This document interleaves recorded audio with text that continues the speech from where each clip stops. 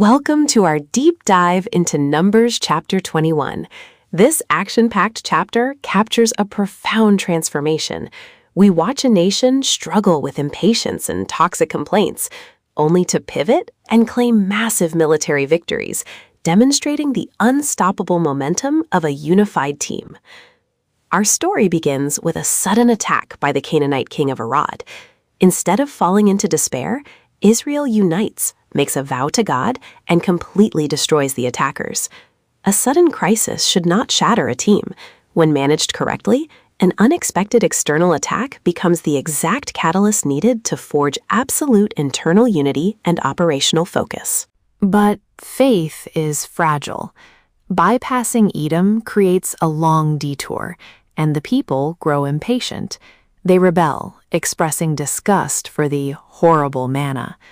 When a journey requires a tedious detour, impatience quickly mutates into contempt, causing people to irrationally despise the very daily provisions that are actually keeping them alive. God sends poisonous snakes as a consequence.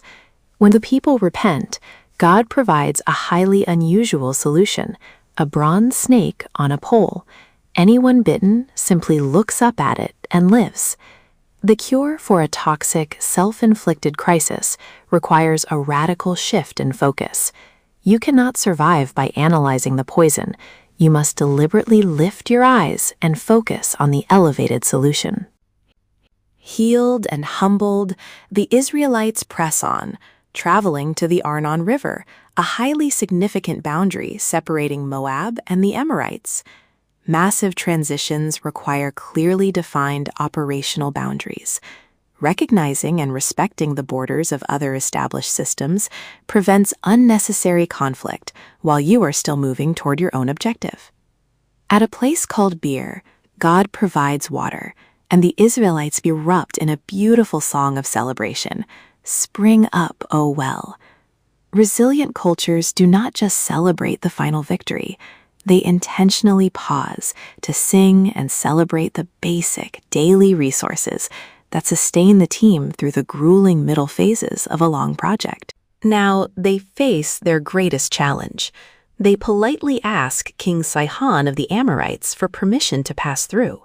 Sihon fiercely refuses and mobilizes his entire army. Even the most reasonable diplomacy will occasionally be met with irrational hostility.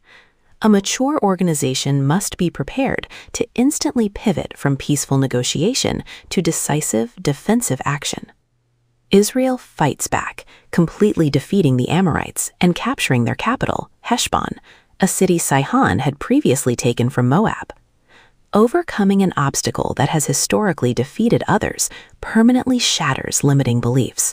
It proves to the entire team that their operational capacity has finally reached an entirely new, dominant level. Finally, King Og of Bashan attacks. God tells Moses, "Do not be afraid of him."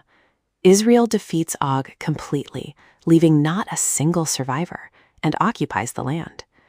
Early victories create unstoppable momentum.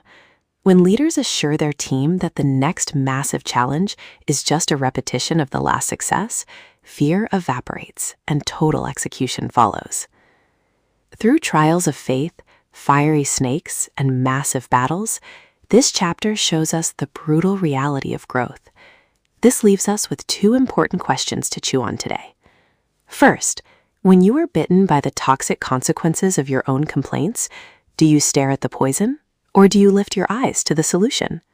And second, is your team prepared to instantly pivot from peaceful diplomacy to decisive action when a King Sihon blocks your path? Take a moment, breathe, and let them sink in.